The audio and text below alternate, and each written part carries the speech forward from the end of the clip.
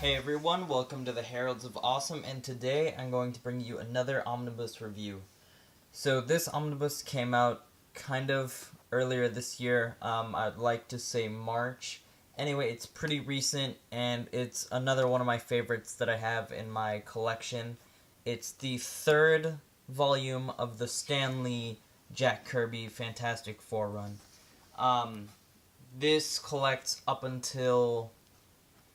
After this volume, there are about 10 more issues left that they did together, but this is still a very solid collection. It doesn't have as many important stories as Volume 2.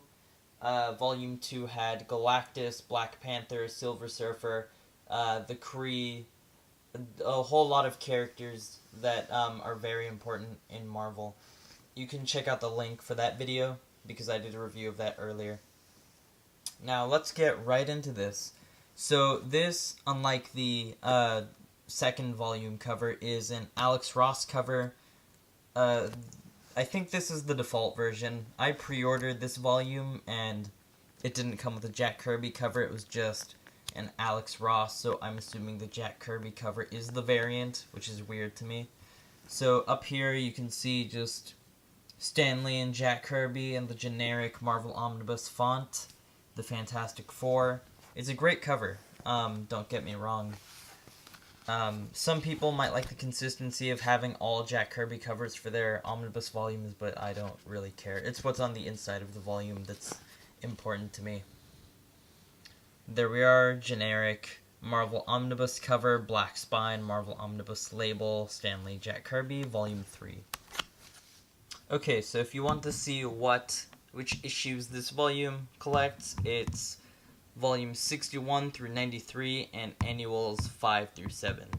And then the 7th volume is the last annual that Stan Lee and Jack Kirby work on together. This is a pretty regular price for a Marvel Omnibus. Recently, their prices have been going up. Usually, before it was for a volume that's about 800 to 900 pages, you would have to pay about $100. Now they've bumped it up to $125, and sadly, sometimes $150. So here's the American rating, and then there's Canada's rating. As always, you're going to get it cheaper if you go online. So check out Amazon, eBay, any of the other online comic book shops. And let's crack this open and see what's on the inside. When you take off the dust jacket, it's the solid black matte cover that most Marvel Omnibus volumes have. Certain ones are different. For instance, the Frank Miller Daredevil Omnibus has a matte cover with a stylized... It's stylized, so there's some Frank Miller, Klaus Janson art on there. But for the most part, a lot of Marvel's volumes are just going to be this kind of style. They're not going to have any indentions. It's a flat surface, but for me it really doesn't matter. I keep the dust jacket on when it's on the shelf anyway, so this still looks really nice to me. Now, the spine is the exact same situation as the dust jacket. Let's take a look at the inside.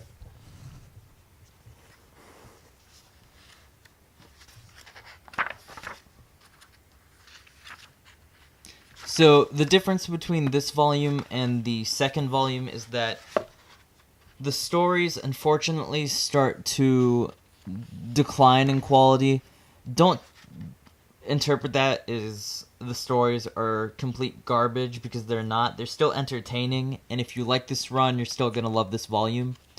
But they're not as strong as the Black Panther stories or Silver Surfer and Galactus. This is collecting the last third of their run. So, by that point, Jack Kirby and Stan Lee have a falling out. But there are still a lot of interesting stories in here. Jack Kirby's art, however, does get much better, because this is where because since this is near the end of their run together, After Fantastic Four, Jack Kirby goes over to DC and does the Fourth World books that have Darkseid, Orion, the New Gods. But Jack Kirby's art kills throughout this volume. There are a lot of first appearances in this volume still. Even near the end of the run, they're cranking out new characters. So, the issue that I'm flipping through right now has the first appearance of Adam Warlock, who isn't even named Adam Warlock. They refer to him as him. You see Annihilus, who's a big Fantastic Four villain. He shows up a few times later. The Inhumans co-star in a lot of these issues. I think Jack Kirby always wanted to do his own Inhumans book, but he never got a chance to do it, so near the end of this run, the Inhumans show up very frequently. The story also ends the Silver Surfer story arc in the Fantastic Four run, right before he gets his own series, so they find a way to let him exit stage right so he can do his own thing. And also another villain that's introduced in this is Ronan the Accuser, who's in the Guardians of the Galaxy movie. If you love Fantastic Four, obviously I highly recommend this volume. However, it doesn't have any extremely important stories, any must-read issues that you need to collect in here. If you're a Kirby completionist, or you love the Fantastic Four and you just want 3 good-looking volumes on your shelf, then I highly recommend that you buy this. Volumes 2 and 3 are still in print, so you should be able to get those for a very reasonable price. Doctor Doom, by far my favorite comic book villain ever. Stan Lee and Jack Kirby seriously killed with him every time he shows up. It sucks that they can't do him right in a movie because there's so much potential for this character. But hopefully, Fantastic Four goes back to the MCU eventually. So there's one last big Doctor Doom arc in this before the run ends, and after this volume, the issues haven't been collected into an omnibus yet because, like I said before, this volume came out earlier this year. But if you want to collect the last chunk of their run, you can find the Marvel Masterworks of the Fantastic Four. I believe it's the 10th volume, and you can get that for a very cheap price, $11, just to wrap up the rest of this run. Or at least that's what I paid for it.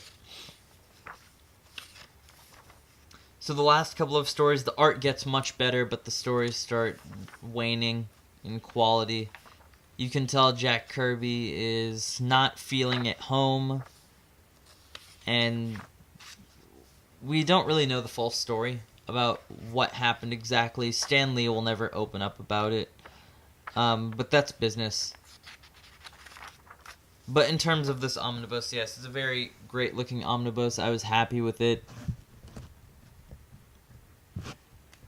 I highly recommend that you buy it if you want another omnibus or if you love the Fantastic Four.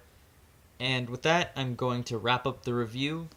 If you like this video or want to see reviews of other collected editions or comics, please feel free to like, comment, subscribe, and share. And also in the comments, you can leave any recommendations of books you want me to review. I'm open to reviewing almost anything.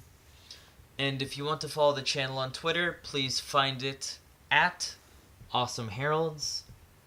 Thanks for watching.